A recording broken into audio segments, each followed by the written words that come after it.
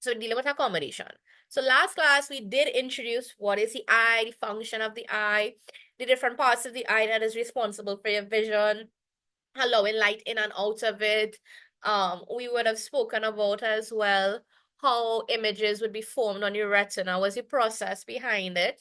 And I would have mentioned the receptor cells that allow you to see in dim lighting and in bright lighting, colors, black and white, etc. Right? So here's what we're going to do today. Now, we could look at things that are very close to us, but also very far as well. And our eyes have that nice, unique ability to allow for that to happen, right? So, light travels in straight lines, right? It doesn't matter where you're looking at the object, where the object is positioned, it's always in that straight and parallel line. Oh my God. But hold 1 second, let me just plug in the laptop. Sorry again, my dog's in the back. Something pissing them off in the back. Somebody getting them angry. And them two little ones I have inside, who lives with me inside, them always angry about something and somebody. Right. So our lens have this really nice feature where it could adjust itself, right? Hold on a second.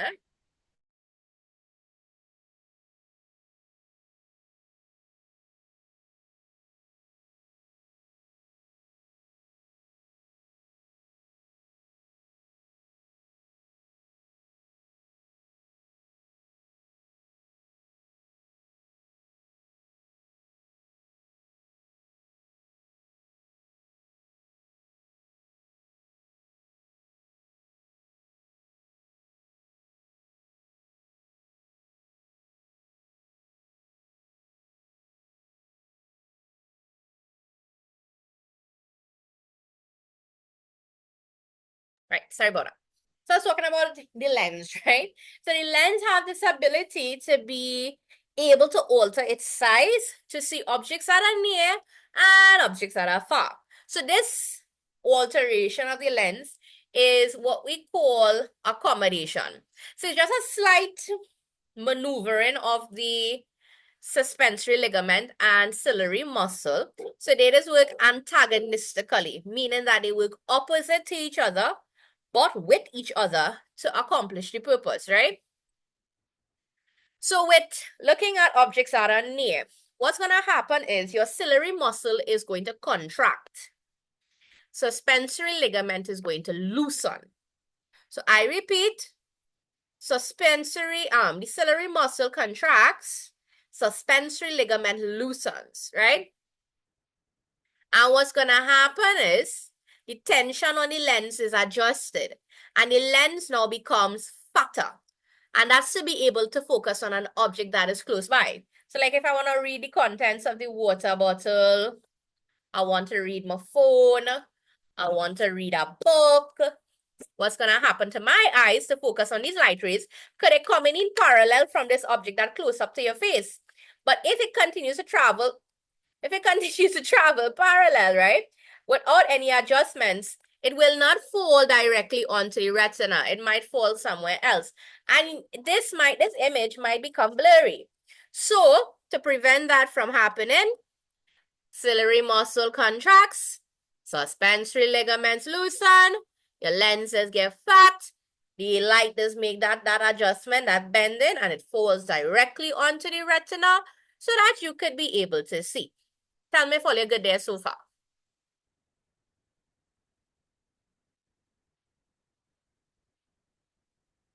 Yep. All right. Let's look at if I want to look at something that's far from me, right? So I'm looking at an object in a distance, right?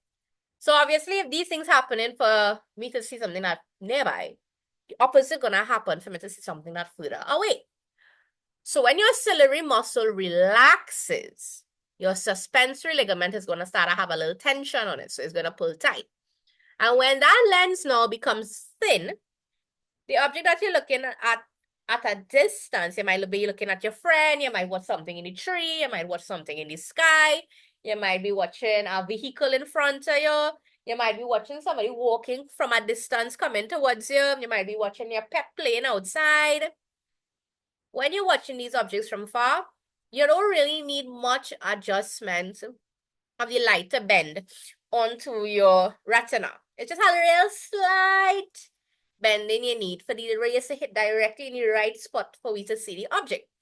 So once the ciliary muscle relaxes and that suspensory ligament is pulled tight, lens get thin and make that little bend in there because the cornea does the majority of the bending. And then the lens will just do the little fine adjustment and you could see things that are far. All right. Any questions there so far, guys? Or you guys good there so far?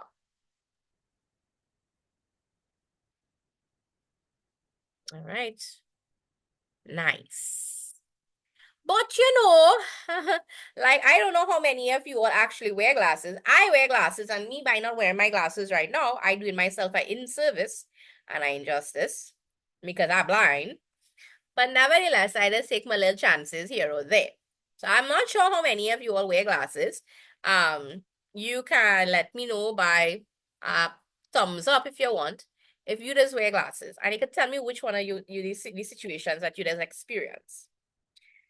So some people have the ability that they can look at things far from them and they could see it real good. But then when they look at something close to them, there are problems. Or there are some people that could look at things close to them and are real okay with that. And from the time you start to look at something far away, you're like, whew, I can't see, boy. So I'm one of those people. I can see anything close by. But you see, for the time they start to get kind of far, we in for problems. And don't talk about in the dark. We in for bigger problems. So you might be in a distance and say, hey, look, Miss Low too. And I see, you know, if I don't have on my glasses, well, boy, problems, pressure in the camp. So let me talk about now, what does cause you to have these problems with your eye when looking at objects in different ranges, right? So the first one I'm going to talk about is what you call hyperopia, long-sightedness or hyperopia. All you ever see this with all your grandparents or any old people, they gonna have whatever it is they had to read far away from their face, and they're like this. Probably glasses don't quite here, and they thinking and they reading, and then they might say, "Nishana, come read that there for me." Anybody ever experienced that with their grandparents or any old people in the family? Well, you know what I'm talking about? Or they're on their phone, right? And they're on the phone and the letters on the phone big. Massive letters you're seeing on the phone. And you're like, but grandpa, why the letters so big? Bigger than usual, right? And still when they're on the phone, they put it here, you know, like normal people, you know. It's quite out here. And the thing in and all they don't vex your grandpa and grandma. They long-sighted, right? So long-sightedness is come from a regular defect where your eyeball distance from back to front is too short, your lens too flat, or as you get older, the muscles in the eye weaken, right? So any of these situations, eyeball distance from short to back, is short from front to back, the lens too flat, or you just have old age and the eye muscles weaken, you will not be able to focus on objects that are nearby because you can see objects that are far very clearly because your eye lens don't really have to make much adjustment to look at something from far. But if you had to look at something that close by when you're long-sighted, your lens not making the adjustment to make the bending for it to focus onto your retina, so you're in problems, right? So usually, people who have long-sightedness need a lens, need a glasses that are gonna bend the light rays inside, right? So when they're bending that light ray inside, and then that light ray fall on your actual lens, it will fall directly onto the retina and be brought into a focus and they could see. So the correction for this is getting a converging lens, right? So it's curved like this, right? To be able to bend the light rays into your actual eye lens, and then your eye lens makes the last little adjustment, and then go land onto the retina directly. So if you ever look at old people glasses, right? It does have a little box. Some of them just have a little box in the glasses lens, and the lenses bulge outwards. And that's because of the type of lens it is. It's a converging lens. The box is what you call bifocals.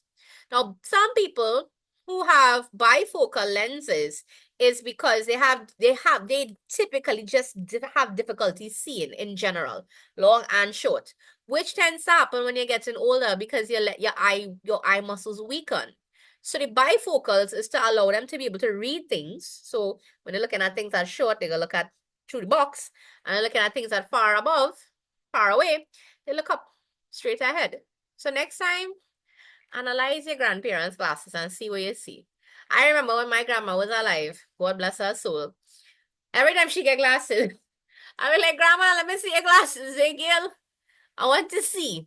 Out of curiosity, because I used to wear glasses. I always wear glasses, right? And I look into grandma's glasses and I can't see nothing. And she said, buff them up and tell me stop doing that because I'll damage my eyes because that prescription wasn't for me. She's long-sighted, I short-sighted. And those things as well, trying on your friend's glasses. And you know, innocently, we could turn around and say, hey, let me see how blind he is now. And put on their glasses and proceed to want to wear their glasses. That as well could put a strain on your suspensory ligament and your ciliary muscle and damage your eyes. So that's not a good practice to do. So bear that in mind, right? So let's talk about short-sightedness, which is myopia. So this occurs if the lens is too curved or the eyeball distance from the back to the front is too long, right? So what happens is your light rays will bend more than it's supposed to. And instead of falling on the retina, it'll be falling before in the vitreous humor. So it'll be blurry. So if I looking at something that far, because my lens itself naturally over bending the light ray, I ain't gonna see it. So if it is Abdul flagging me down, if he see me somewhere and saying, Miss Low too, and you far, son, I not going to see you. I been straight up. If you not see me in my waiting on my glasses, you had to walk straight up in my face because I ain't going to see you. I gonna be hearing my name and I'm gonna be like, who calling me, boy? So short-sighted people. Short-sighted people can see things that near to them and can't see things that far from them, right? So to fix this problem, you need to bend the light rays out so that when it hit your lens, it will bend in. So we use something called a concave or a divergent lens. And look how different this lens is in comparison to long-sighted. Long-sighted, the lens was curved outwards. This one have a curvature inside. So it's called divergent. So when the light hits this ray, this lens here, it's gonna bend out. And then when it hits your actual eye lens, it's gonna come in and then it's gonna be brought into our focus here onto your retina. Guys, all you have any questions for me so far? All you good there so far?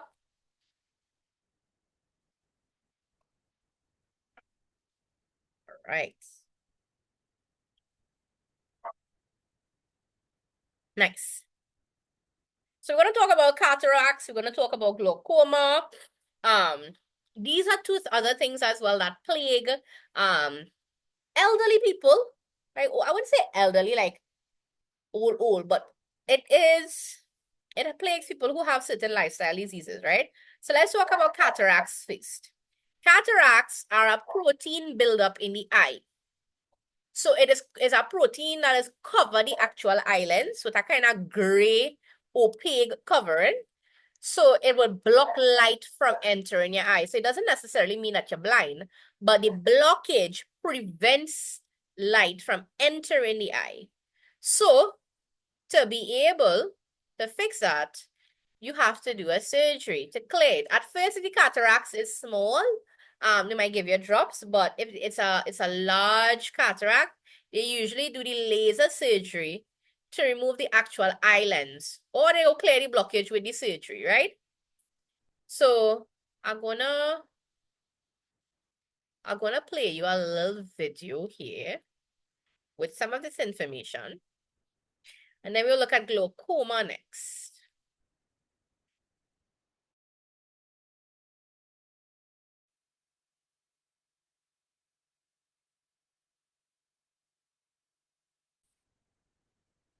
Astigmatism is basically caused when your eye lens, there's an irregular curvature of the lens. So your lens is supposed to allow the light when they're coming in from, remember, light travels in straight lines, right? So they're not going to all travel and come into the same point.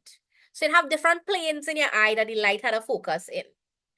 Astigmatism, because of the irregular curvature of the lens, will not allow for it to focus on all those planes. It will only be able to focus on one plane. So that is why you find that light coming in from various planes will make the image look blurry. I'm going to show you our next one. And tell me if this tell me if this has happened to you. Now, I used to think that this was normal, right? I used to think that this was normal, but this is nothing normal. And when I realized that this is nothing normal, I was like, okay, I clearly was living in a little la la land. I had problems. So look at this, right? So this is looking at lights in the night, right? So persons who have astigmatism, you will see lights like this in the night with these lines protruding through it. And if you have normal vision, this is how light's supposed to look. This is normal. This is normal. This is not normal. Normal, not normal. So astigmatism causes this types of vision in the night. Anybody does have this one with the light, anybody that's experienced this phenomena here with the astigmatism and the lights, you can let me know on the chat if that happens to you. But I was clearly living in a dream world because I used to think this normal and everybody's seen like this until I was rudely awakened and I was like, oh, this is normal. Okay. Yeah, but slightly, but not strong. Okay, right. If you squint your eye, it does look like the first one. Yeah, so it had a squint for it to actually look normal. But really and truly, if you're looking normal and with your eyes open, it look like this. Christian, Brianna, Abdul, which one you did see? How would you explain being able to blur your eyes on command? I'll tell you. Right, so astigmatism, the treatment for it is they usually when you're getting glasses. So people who are short-sighted, they usually have astigmatism. It goes hand in hand. So when they manufacture the glasses, it is use a cylindrical lens so that it could focus the light on all the directions or all the planes, I should say, right? Now, some symptoms that is typically like associated with astigmatism, well, frequent headaches. I for a fact, once I do wear my glasses during the day when I'm in work, by evening, the headaches are really bad. So it'll be like concentrated to the front. I might feel it in the back, depending on how bad the glare was, right? The glare does bother you and create eye sensitivity. Light does create eye sensitivity, instant migraines. You find that you had to be squinting to be able to see things properly, right? And you get frequent eye strain. So that's how you just know when you have astigmatism. How do we how could we explain being able to blur your eyes on command? So yes, we have that ability to blur our eyes on command to be able to see light, blurry, objects blurry, right? So that's because of the voluntary control that you have over your ciliary muscles, right? So basically, it kind of like it's a manual system override, right? You're trying, it's like a factory override, right? So because of the ciliary muscle, if you had a focus on it, you just had to make it contract, right? On something that near, right? So intentionally, you will, if you want to blur your eyes so you can't see an object, you're basically telling your brain, don't make that image clear, right? And because you have the eye relaxing, the muscle in the eye relaxing and the lens flattening, that is why you're able to see the object blurry. But it's on command. So it's as You have positive accommodation, which we discussed before, and this is what we call negative accommodation because you're not allowing the light to fall directly on the retina. You consciously telling the brain, even though you're not verbally, it's not a verbal command, but you're basically telling the brain you don't want to focus on it. So don't make the adjustment for you to see the light. You understand, Elijah? It's a conscious control over the muscles. Yes, miss. Thank you. You're welcome. Our body's so great, like the kind of things that our brain could do to override things that naturally occur, involuntary things that naturally occur. It really, when you start to study biology and you realize your body could do all these kind of things, you're like, way boy, that's so cool. So with that being said now, and we've covered everything that we need to know for the eye, I'm going to start us with some past papers today because we have some time. So let me look for some suitable ones with the eye as a question. Let's see what I get here. That's not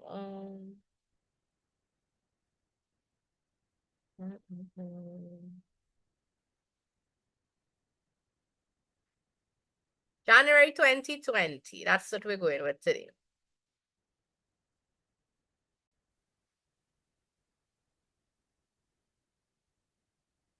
January 2020. Figure 2 shows a boy reading a book under a tree while his friends are playing at a distance. So obviously the book in his face, friends far. They want the process by which the structures of the boy eye will allow him to read the book. They're talking about accommodation, and they're talking about accommodation with a near object. A book is a near object. He reading the book. So you gotta explain what's gonna happen with ciliary muscle, suspensory ligament, and the lens. But you need to make sure you're relating it to the question for him to be able to read the book. You gotta show that linkage with your knowledge that you have from my notes, plus you're making that correlation with the question. That linkage does let them know, okay, you had the knowledge, you know how to express yourself, grade 1. We want to get those grade 1s, right? So I'm giving you about 5 minutes with this, and then we'll go on to the next part of the question.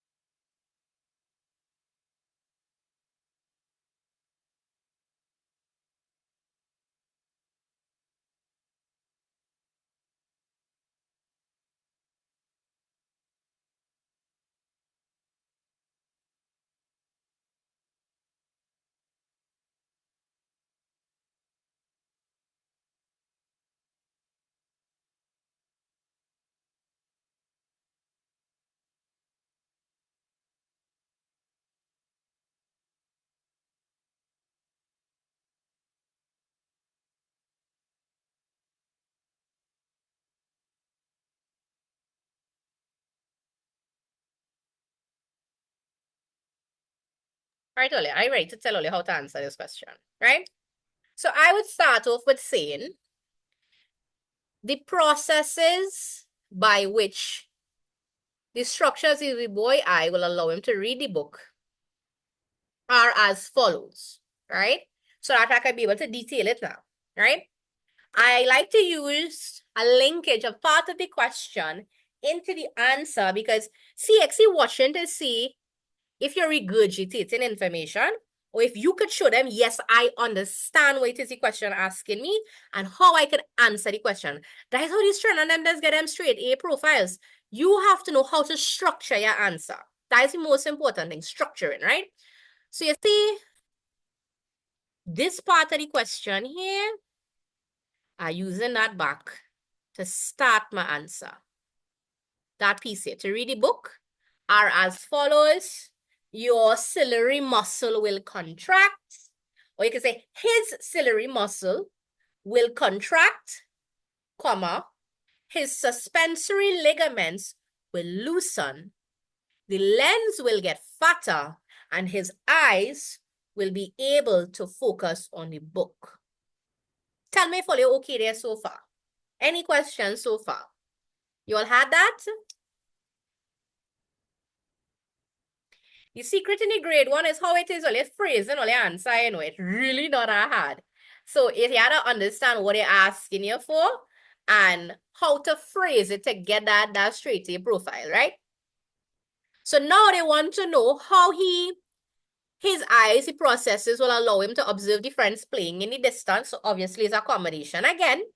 And they're asking to name the corrective lens which would help the boy to see distant objects if he's nearsighted. You just have to state the name, right? So if he's nearsighted, it means that he's short-sighted. He can see things right in front of his face. He can't see things that far, right? So you're just going back into the note that I had issued and you're writing the name of the lens there. When you're finished, let me know.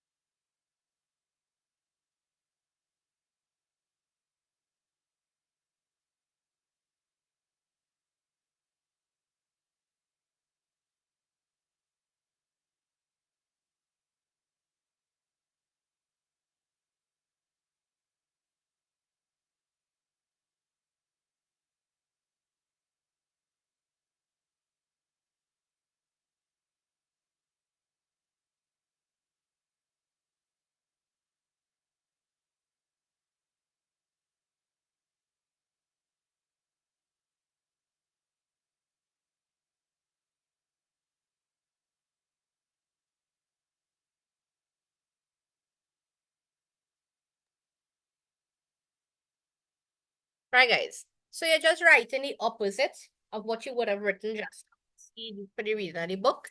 The type of corrective lens that you're using is a divergent lens because you want the light rays to bend outwards before it bends inwards, right? Last part. Well, actually, I have more, but I know we're running out of time. John is nearsighted, meaning he's short-sighted, right? But his sister have normal vision. So they want to know what would cause his sight to be different from Mary's sight. So in this particular question, I'll go through it with all and I'll post this paper for you to finish, right? In this particular question, right, you had to say what's wrong with the structures of his eye. So it's either the eyeball distance too long, um, eyeball distance too long, um, causing the irregular curvature, right? And the other one that had mentioned, I'm slipping my brain right now. But that's basically what you're saying. And then you say, well, Mary's eye will not have these problems, hence the reason she could see properly. They want to know how wearing the corrective lens will allow him to see like Mary. So you have to talk about what the lens is going to do. So you're going to talk about the lens bending the rays outside to focus directly onto the eye. Real simple, real straightforward, right? And they want to know, this is explain the appearance of the boy's eye while seated under the shade of the tree, why it will be different from when in the sun. That is the pupil reflex you're dealing with here in this question. Obviously, if he under a tree, pupil going to get big so that he could take in a lot of light because it's dim lighting under the tree. If he outside in bright light, which is in the sun, it's going to get smaller to reduce the amount of light that is entering the eye. So I want to post this paper now for all you to finish that question for homework. Them 3 parts of the question, you can finish it up from up and wrap all it up because my meeting with the Youth Advocacy Network going to start just now. So let me post this paper one time for all you to do. This is the Jan 2020 CSEC paper. That's not one. I'm gonna post it as a material. I'm gonna post it as an assignment.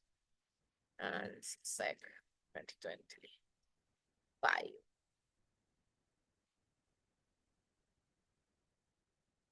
Right. Complete the I question. Started in class. So you all should see this in a few minutes. Coordination. Right. Everybody on the Google Classroom or still need a link? Abdul, Brianna, Christian, Elijah. This Jadon wasn't here. Mateo, Nishana. Right, nice. Yeah?